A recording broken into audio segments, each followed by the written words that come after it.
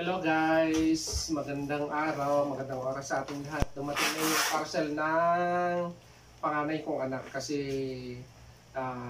may problema dun sa shop kung saan may kailangan na palitan kasi nasira yung isang gamit na kailangan. Kaya sinubukan ng panganay ko na bumili or mag-purchase sa online at dumating na nga. Pero sabi nga dun sa policy, kailangan i-video natin para kung sakaling may problema dun sa parcel, pwedeng ibalik through video. Kaya ito nga, dumating. So, salamat sa Diyos dahil meron na tayong parcel na kung saan, sana maging good yung parcel natin. Okay, so sealed yan na, sealed. Kita naman. Okay, so buong buo na dumating. So, bubuksan natin. Maganda din naman yung pagkabalot, kaso medyo bulky, kaya ang problema kung minsan hindi natin masisigurado kung maganda nga sa labas pero sa loob. Halimbawa, kung depende kasi sa item na bibili natin kung may problema. Ito. Although meron siyang ano tawag natin dito? Ayan. Kompleto naman yung balot. Top wrap pala. Top wrap. Ayan. Tignan natin kung kompleto nga. Okay, so isa-isahin natin. Maraming salamat sa pinagkuhanan natin kasi maganda naman yung pagkabalot, pero tignan natin kung ano yung magiging resulta.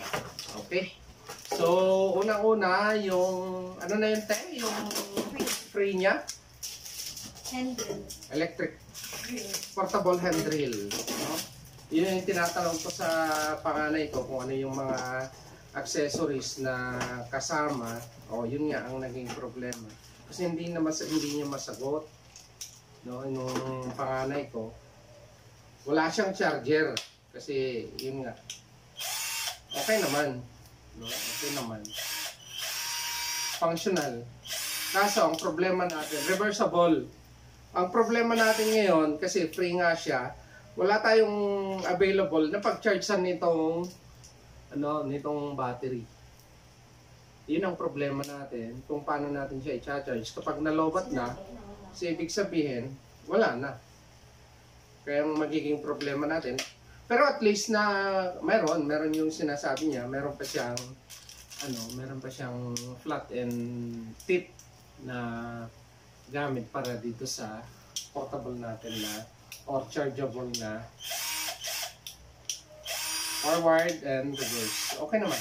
Okay naman siya. Functional naman. So, tatanggalin natin. Titingnan natin yung isa, which is yung item na pinaka-kailangan na in-order natin. So, meron din naman siyang warranty slip, pero hindi ko alam kung saan pwede natin ibigay.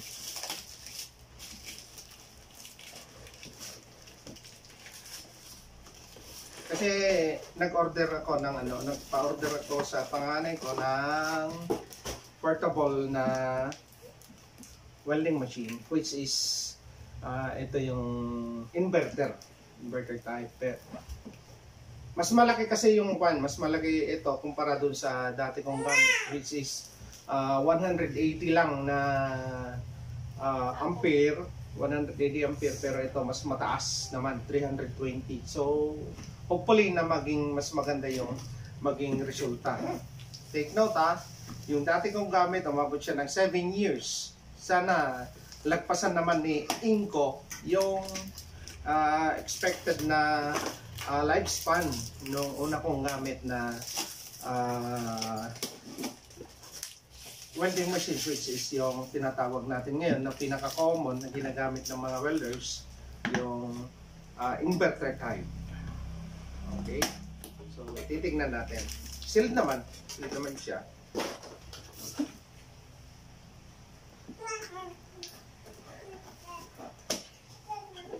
Okay. Anda rin yung aircon mo.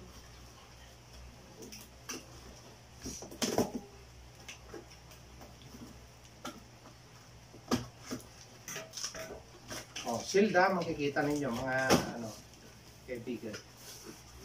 Oh. Meron siyang earth ground, ang haba yung frame niya. Siyempre, alam naman natin mga kumukuha ng mga ganito. Alam natin yung mga kasama.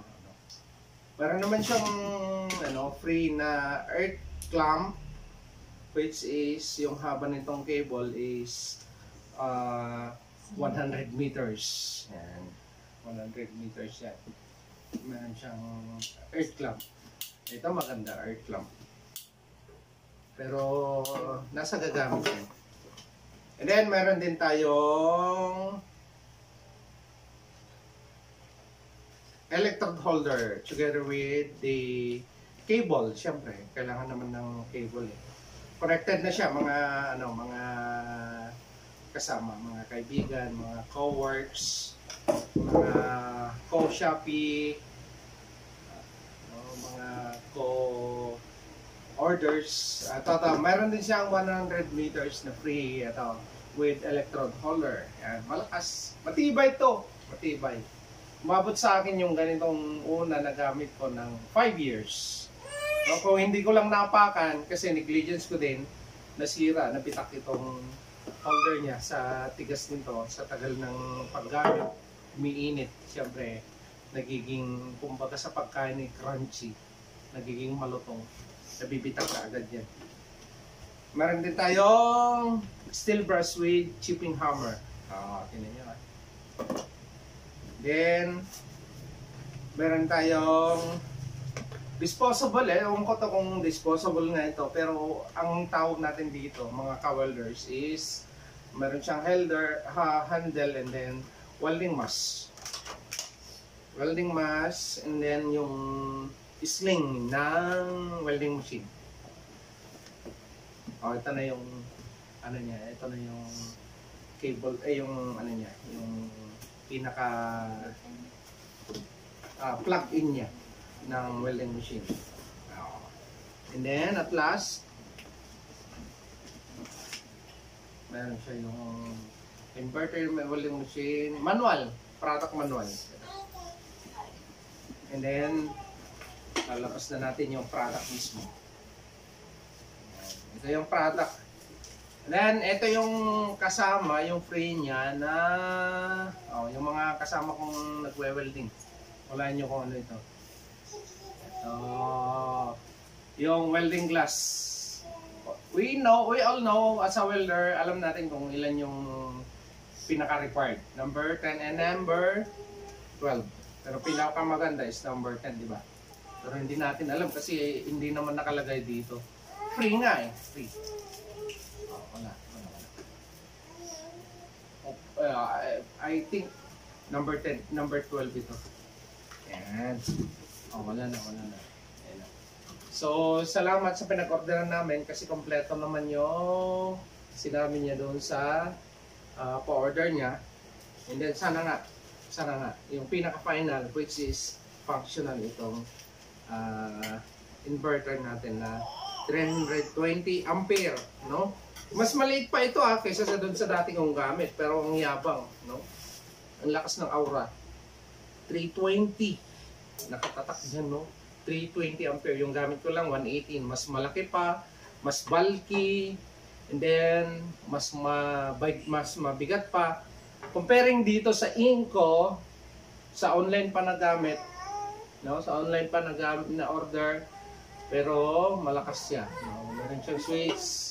And let us test kung talagang functional ito. Okay, na hindi na natin i-spark. Basta i-test lang natin kung functional yung fan, kung umaandar nga yung power on niya.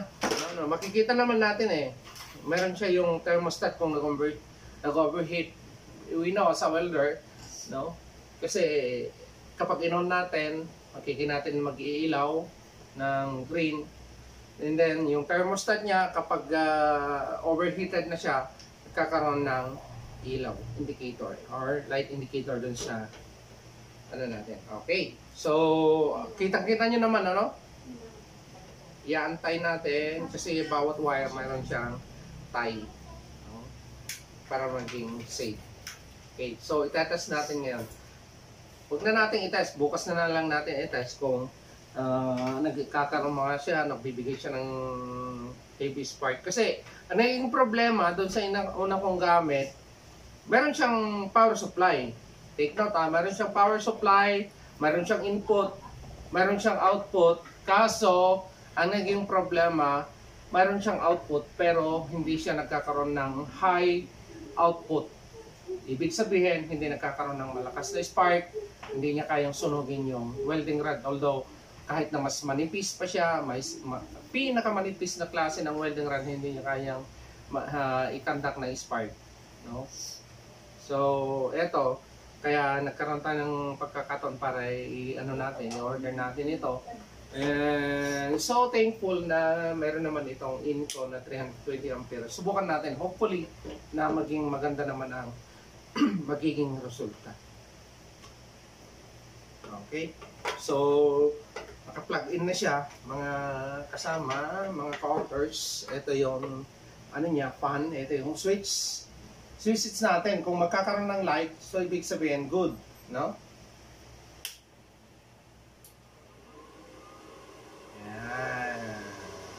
Well, thankful, no? Kasi functional naman siya. Makikita ninyo yung indicator niya is 126 ampere. No? Take note, 126 ampere. Ang gagawin na lang natin, i-plug natin yung ground and then yung live. And then, itetest na lang natin pagkatapos nitong ginagawa natin. Kasi convincing naman, umaandar yung fan niya. No, kahit na i-off natin. Ayan. Then, after na i-on natin, ulitin natin na i-on kung magpa-function nga siya ulit.